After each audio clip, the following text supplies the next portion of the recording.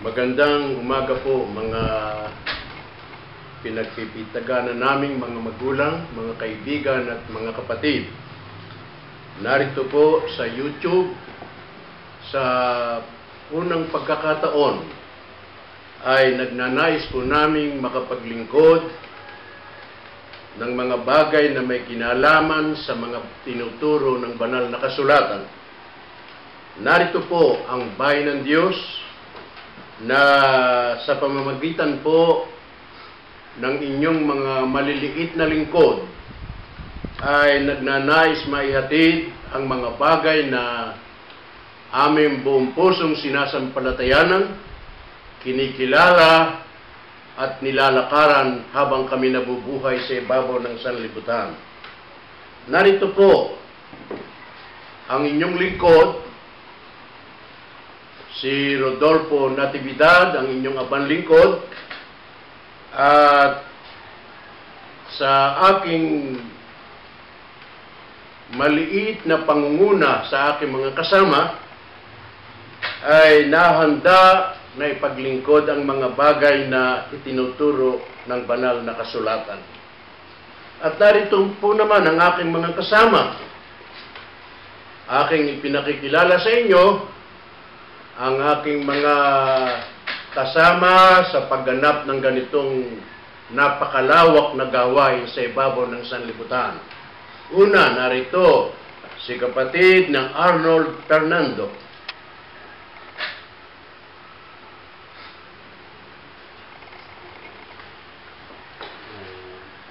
Magandang araw po mga kapatid sa pananampalataya. At narito po ang isa sa pinakabatang tagapaghatid ng mga aral ng ating Panginoon, si kapatid na Rafael Menjola. Magandang araw po sa inyo lahat. At narito rin ang aking apo at ang aking katulong at sa kasalukuyan ng siya ang Vice Presiding Minister, walang iba kung hindi si Rod Menjola. Magandang araw po sa lahat. At sa pagkakataong ito ay narito rin si kapatid na Manolito Libunao. Siya ang inyong makikita. Magandang araw po. At sa sumunod sa kanya, ang pinakabata sa aking katulong at mga kasama sa ating gawain, walang iba kung hindi si Aaron Fernando. Magandang araw po sa inyo lahat. At sa kanyang kasunod, walang iba kung hindi si Raymond Lacanilao. Siya ang ating pakinggan. Magandang araw sa inyo. Yan po ang mga lalaking katulong at kasama ko sa ganitong gawain. At ito ang masasabi kong pinakabata sapagkat inyo lamang makikita si Ino Menjola. Magandang araw po sa inyo lahat. At ngayong araw na ito sa ating pagpapatuloy, mga iginagalang naming mga magulang at mga kaibigan, ay buong puso kaming nag-aanyaya sa lahat sapagkat ito po ang unang-unang pagkakataon na dito sa YouTube ay inyong mapapakinggan ang aming mga sinasampalatayanang itinuturo ng banal na kasulatan. At sa pangunang pagkakataon po dito sa YouTube ay ikinagagalak kong sabihin sa inyo na napakarami ko ng kilalang narito sa YouTube at mga nagsisipaglingkod na sa kanyang mga kapwa nilikha, mga tagapangaral, at mga lalaking subok sa mga pagtuturo ng tinatawag na Biblia. Una, si Ginoong Eli Soriano.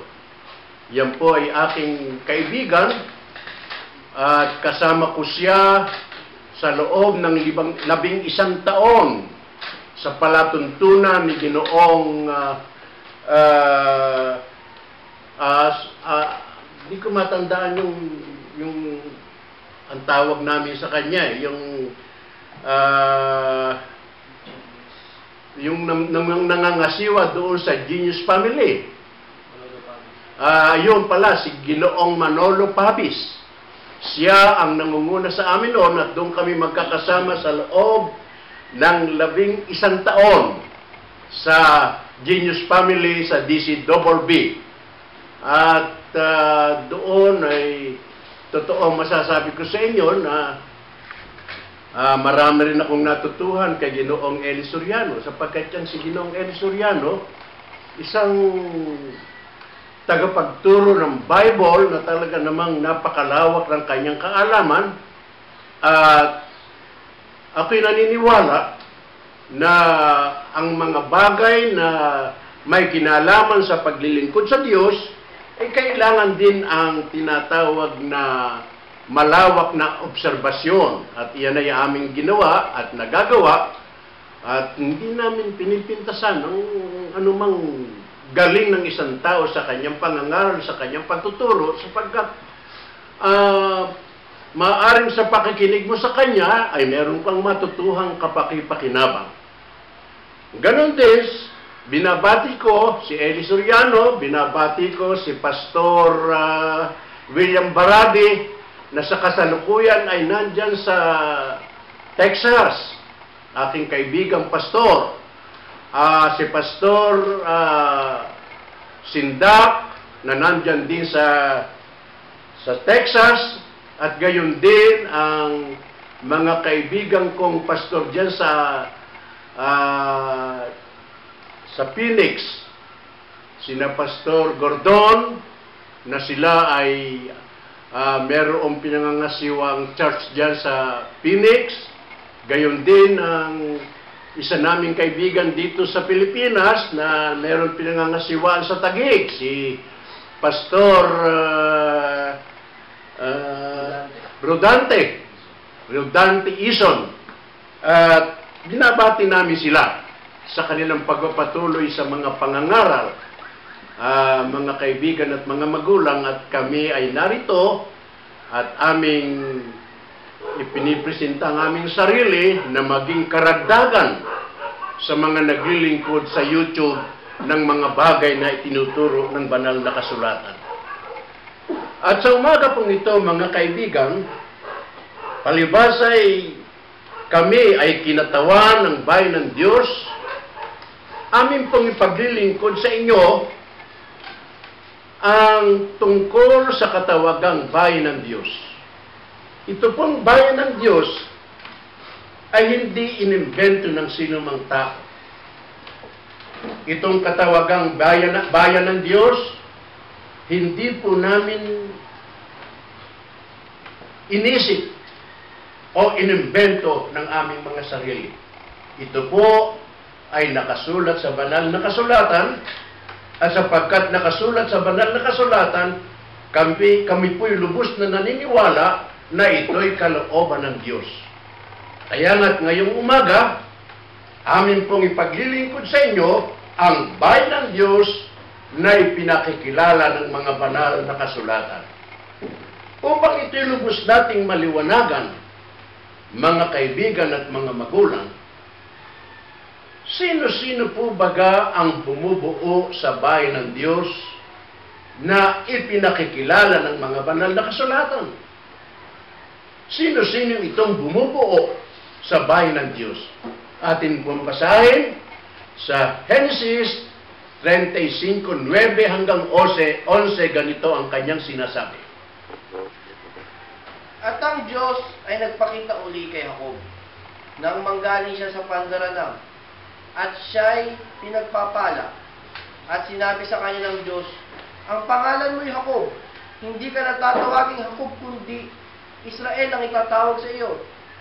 At sinabi sa kanya ng Diyos, ako ang Diyos na makapangyarihan sa lahat. Ikaw ay lumago at dadami ka. Isang bansa at isang kapisanan ang magmumula sa iyo. At ang mga hari ay lalabas mula sa iyong balakang. Napakaliwanag po ang ating nabasa at binasa ng aking kasama na ang Diyos mismo ang nagtakda. Siya ang kumausap kay Jacob at sinabi niya kay Jacob, ikaw ay si Jacob, ngunit hindi ka natatawaging Jacob mula ngayon, kundi Israel ang itatawag sa iyo. At sinabi sa kanya ng Diyos, ako ang Diyos na makapangyarihan sa lahat, at ikaw ay pagmumulan ng isang kapisanan, ng isang bayan, at mga hari ay lalabas sa iyong balakang. At papaano'y pinakilala ng banal na kasulatan na talagang nagkaroon ng kaganapan itong salita ng Diyos ayon sa mga talata ng Biblia. Basahin po natin sa 35:22 hanggang 26 ang pinagmulan ng tinatawag na Israelites. Basahin po natin. 12 ang anak na lalaki ni Jacob. Sina Ruben, Simeon, Levi, Juda, Isakar, Zabulon, Jose, Benjamin, Dan, Neptali, Gad, at Aser. Mga katwid, napansin ninyo, di ba, na merong 12 anak na lalaki si Jacob.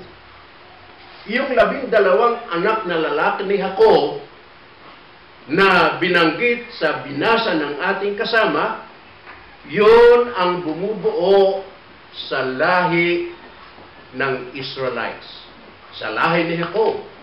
At yun ang bumubuo sa tinatawag na bayan ng Diyos ng araw, na yun ang tinatawag na Israelita.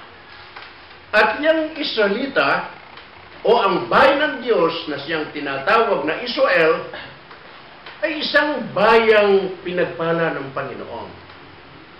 Isang bayang ang Diyos ang nagtakda.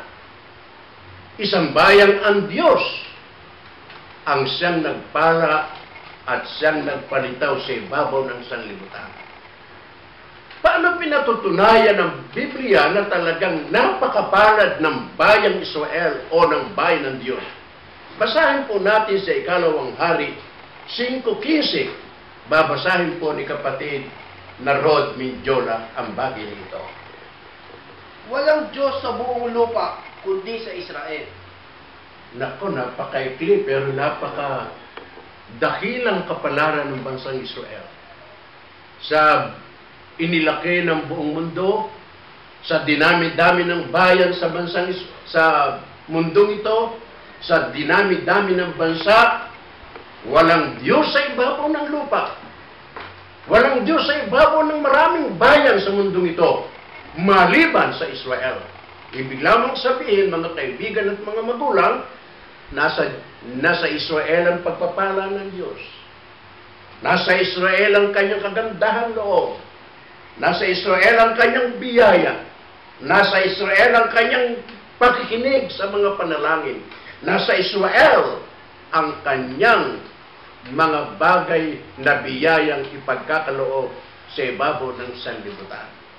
Ito po ba'y pinatutunayan ng dakilang apostol na si San Pablo? Meron po ba tayong mababasa sa Biblia na talagang ganito ang kadakilaan at ganito ang pagpapalang tinanggap ng mga Israelita? Basahin po natin sa 9:4. Mapapakinggan nyo kay kapatid na Rod Mindiola. Napawang Israelita na sa kanilang pagkupkop at ang kaluwalhatian at ang tipan at ang pagbibigay ng kautusan at ang paglilingkod sa Diyos at ang kapangakuan. Napakaliwanag ang wika ng dakilang apostol na si San Pablo. Pawang Israelita. Ibig sabihin itong mga Israelites, nasa kanila ang pagkukupkup. Ibig sabihin, yung pagkukupkup ng Diyos, yung pagpapala ng Diyos, nandoon sa Israelites. Ang kalulatian, ipinagkaloob ng Diyos sa bansang Israel. Ang tinatawag na tipahan, ang tinatawag na kautusan, hindi lamang yon, maging ang paglilingkod sa Diyos at ang kapangakuan, inyuko ng Diyos sa bansang Israel, sa bayan ng Diyos na ipinakikilala ng ating pinag-aaralan ngayong umaga. Ibig lamang sabihin ng pagkasabing, paglilingkod sa Diyos ang nakaukol doon sa bansang Israel. Ang paglilingkod sa Diyos ng Israel, yun ang katanggap-tanggap sa Diyos. Ang lahat ng paglilingkod ng mga tao sa ibabaw ng lupa ay walang kabuluhan, maliban sa paglilingkod ng mga Israelites na pinakikilala sa atin ngayong umaga. Kaya nga napakapalad ng bansang Israel o ng bayan ng Diyos. Kung meron mang kapangapangarap noong panahong yon, ang kapangapangarap ay maging sangkap ka ng bayan ng Diyos o sangkap ng Israel. Noong panahong yon, lahat ng gawin ng bansang Israel, kalugod-lugod sa Diyos. Datapwat, ang ating tanong ay ganito. Ano ang hindi inaasahang nangyari sa Israel na nagpabago sa magandang kasaysayan ng bayan ng Diyos? Anong hindi inaasahang nangyari? At yung magandang kasaysayan ng bayan ng Diyos ay pumani. Nalukupan ng kadiliman. Anong naganap? Basahin po natin sa Roma, sa sulat ni San Pablo 9:31 hanggang 33, ganito ang kanyang sinasabi. Babasahin ni kapatid na Rafael ang bagay nito.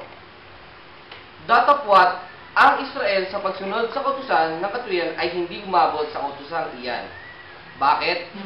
Sapagkat hindi nila hinahanap sa pamamagitan ng pananampalataya, kundi ayon sa mga gawa. Sila ay nangatisod sa batong katitisuran. Nako, napahamak pala. Ito ang nangyari. Ang ginawa ng mga Israelita nang makita ang kanilang katangian, nang makita ang sila'y mapalad, lumaki ang kanilang kalooban. At sa pagsunod sa kautusan, hindi pinairal ang pananampalataya, kundi ang pinairal ang kanilang sariling gawa, ang sariling kaibigan. Kaya, ano nangyari? Ang wika ng dakilang apostol, sila ay nangatisod sa batong katitisuran. Ibig lamang sabihin, natigil sila sa kanilang paglilingkod sa Diyos. Na walang kapuluhan ang pagsisikap ng Diyos na sila'y maakay sa katwiran. Nilambungan ng kadiliman ang kanilang pagpaligid. At ang Israelites ay naligaw sa tuntunin at nakalimutan ang banal na pakikipagkaisa ng Diyos sa kanila sa ibabaw ng sanlibutan. At dahil doon sa pangyayaring yung natisod sila sa batong katitisuran, nilambungan sila ng kadiliman, ano ang nangyari at malagim na nangyari sa kanila pagkatapos ng maraming mga araw. Basahin po natin sa 15:3 ng ikalawang kronika. Ngayon nga, ang Israel ay malao ng walang Diyos na tunay, at walang tagapagturong saserdote, at walang kautusan.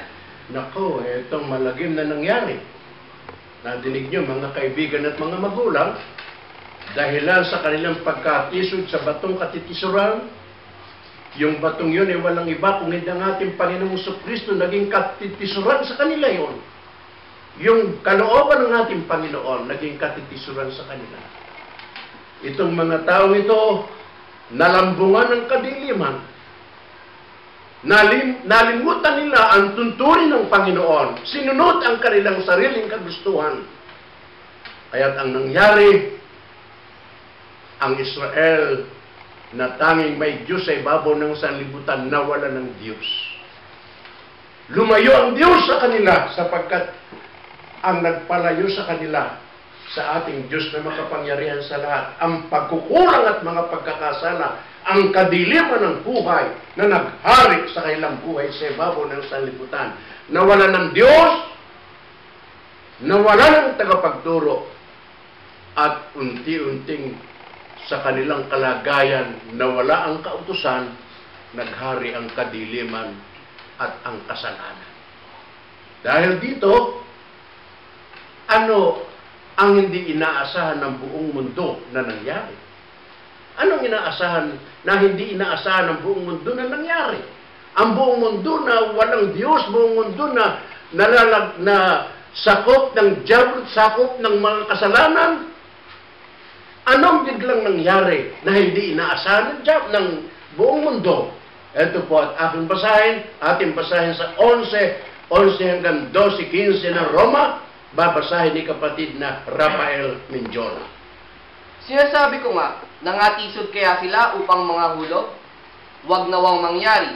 Datapwat sa pagkahulog nila ay dumating ang pagkakaligtas sa mga hintil, upang ipamungkahi sila sa paninibugho.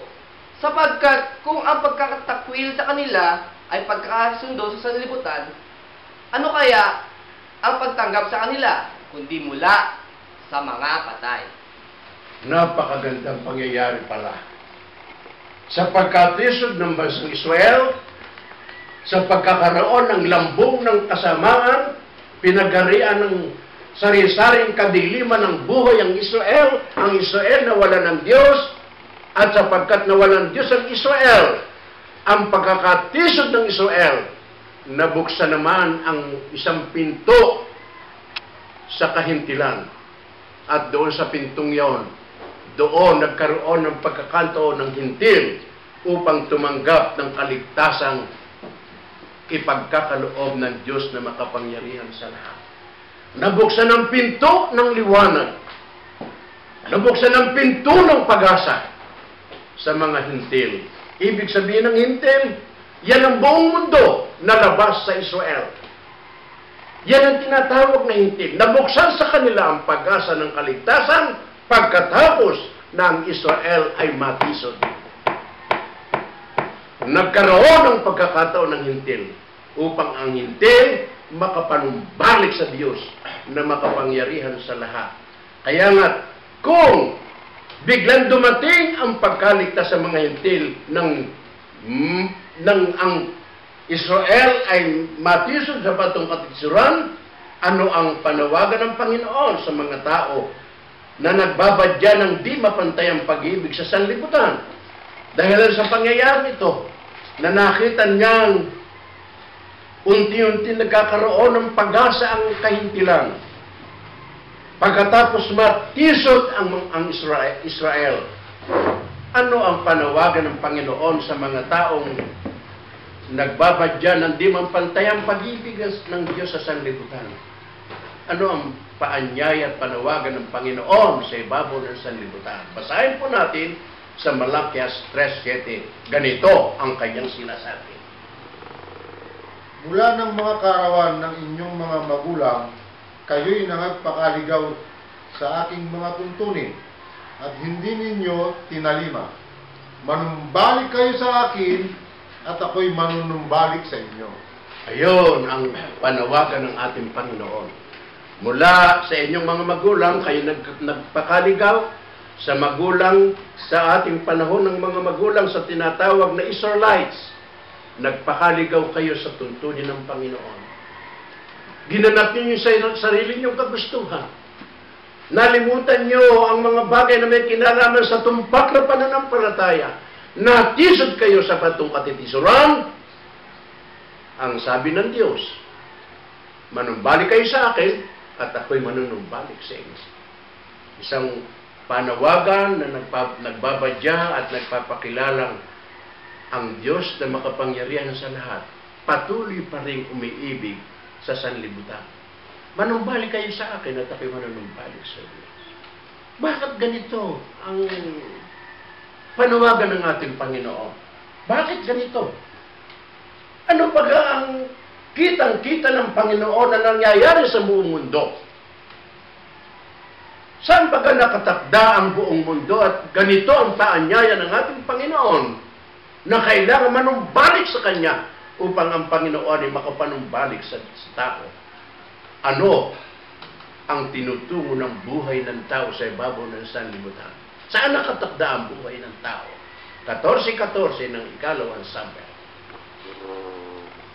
Sapagkat tayo'y mamamatay na walang pagsala at gaya ng tubig na mabubuho sa lupa, na hindi mapupulot uli, ni nag-aalis man ng Diyos ng buhay, kundi humahanap ng paraan na siya na itinapon ay huwag mamalagi sa natapon sa Kanya. Ito ang itinukla ng Panginoon. Napakaganda ng panukala ng Diyos. Na itong panukalang ito ay nagbabadya ng Kanyang pagsinta sa sanlibutan. Ang ating Panginoon ay nagkaroon ng panawagan, manumbalik kayo sa akin at ako'y manunumbalik sa inyo. Bakit? Sapagkat ang tao pala na Kanyang nilikha, ang taong pinagkukulang ng Kanyang sikap, ang taong pinagkukulang ng Kanyang pagmamahal, ang tinutungo ay malagim na kamatayan. At dahilan sa ang tinutungo ay malagim na kamatayan na ang tulad nila'y tubig na nabuo sa lupa na hindi na mapupulot ulit. Hindi maaaring gawa ng paraan ng tao. Walang pag-asa sa tao sa kanyang sarili. Anong ginawa ng ating Panginoon?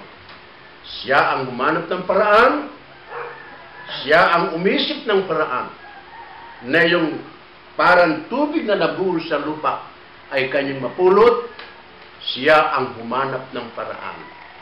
Ano ang paraan na ginawa ng Diyos? Para mapulot na muli yung natapong katulad ng tubig na hindi na mapupulot, na hindi maaaring gawa ng paraan ng tao sa kanyang kapwa-tao.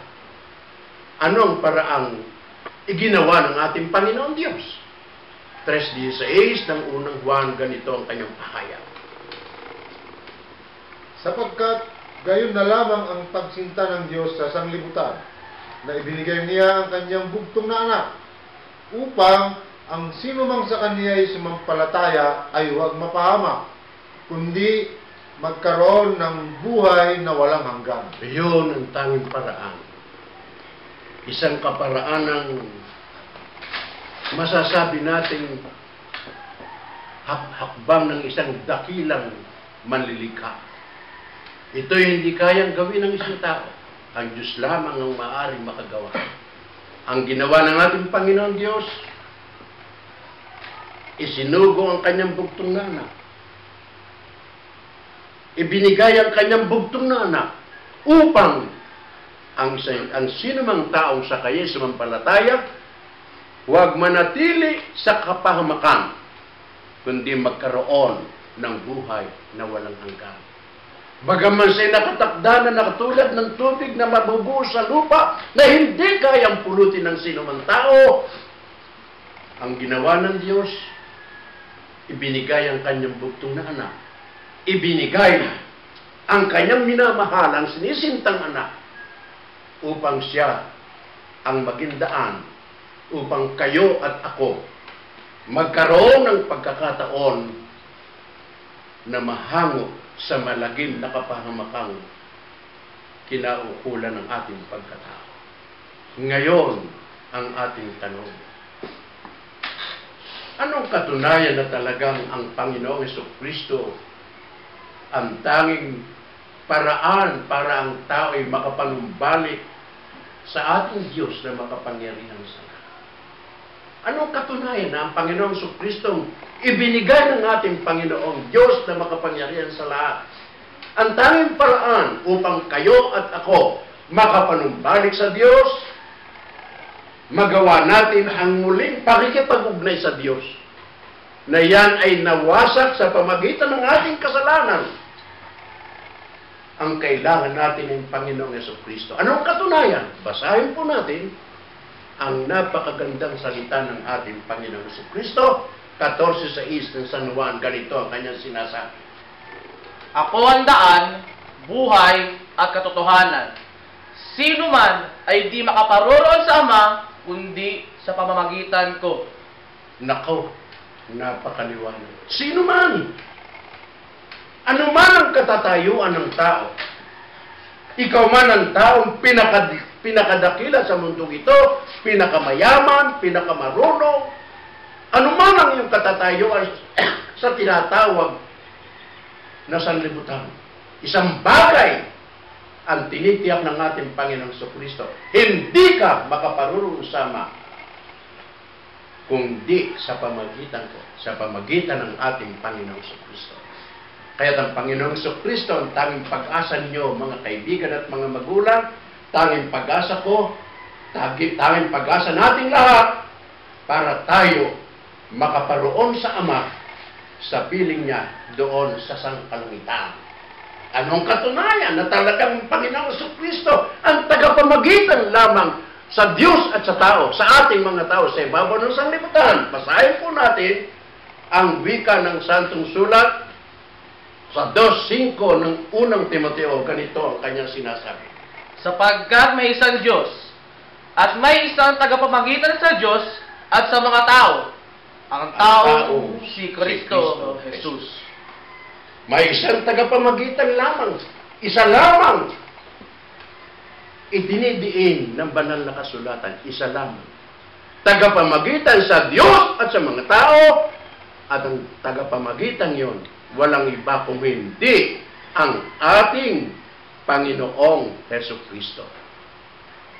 Paano pinakilala ng Ama ang kadakilaan ng ating Panginoong Jesucristo, ang kanyang isinuko sa ibabaw ng sanlibutan?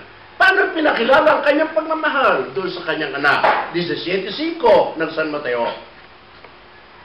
At narito, ang isang tinig na mula sa alapaap na nagsasabi, ito ang sinisita kong anak, na siya kong kinalulugdan. Siya ang iyong pakinggan. Naku, siya ang inyong pakinggan. Ito sinisinta kong anak. Walang iba na dapat kayong pakinggan. Hindi ang sino mang tao sa ibabaw ng sanlibutan. Hindi ang sino mang mangangaral. Ang ating pakikinggan, walang iba kung hindi ang ating Panginoong Jesucristo. Siya ang inyong pakinggan. Sino ang katulong ng ating Panginoong Jesucristo sa kanyang pagpapalaganap ng salita ng pakikipagkasundo sa Diyos? Sino ang kanyang katulong? Sino kanyang inihalal na maging katulong sa mundong ito? 5:20 ng 2 Korinto, basahin po na. Kami nga'y mga sugo sa pangalan ni Kristo, nawaring mamanik ang Diyos sa pamamagitan namin. Kayo'y pinamamanhikan namin na kayo'y maipagkasundo sa Diyos. Meron palang isinugong ating Panginoong Jesucristo. Anong sabi ng ating Panginoong Diyos na makapangyarihan sa lahat? Siya ang inyong pakinggan. Anong ginawa ng ating Panginoong Jesucristo? Naghalal ng kanyang sugo. At ang sabi ng mga apostol, kami nga ay mga sugo sa pangalan ni Kristo, na ang Diyos sa pamagitan namin, kayo'y pinamamanhikan na makipagkasundo sa Diyos.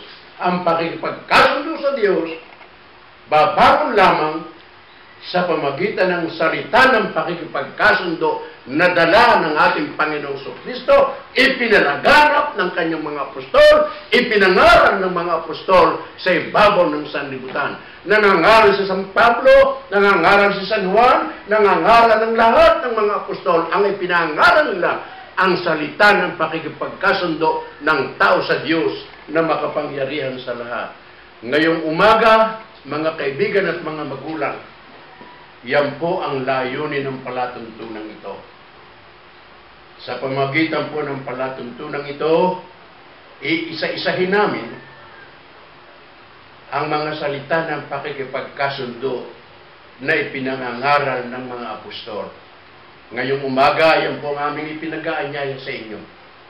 Sana ibigyan nyo kami ng pagkakataon sa kabila ng aming mga kaliitan, bagaman maaaring masabi nyo, batang-bata pa itong aking mga kasama, may mga gatas pa sa mga labi, Pero sa kabila ng kanilang kabataan, sinisikap nilang maisigaw sa pamagitan ng palatuntunan ito ang salita ng pakikipagkasundo. Oo, inaamin kong mga bata itong aking mga kasama. Dapat isang bagay ang karangalan kong masasabi sa inyo, ang mga batang ito ay mga batang handang ipagkaloob ang kanilang buhay, ang kanilang magandang kinabukasan, alang-alang sa ikapagtatagumpay ng mga pangangaral ng mga apostol na siyang nagdadala ng salita ng pagkakasundo. Hanggang dito po at maraming salamat sa inyong pagsubaybay sa amin.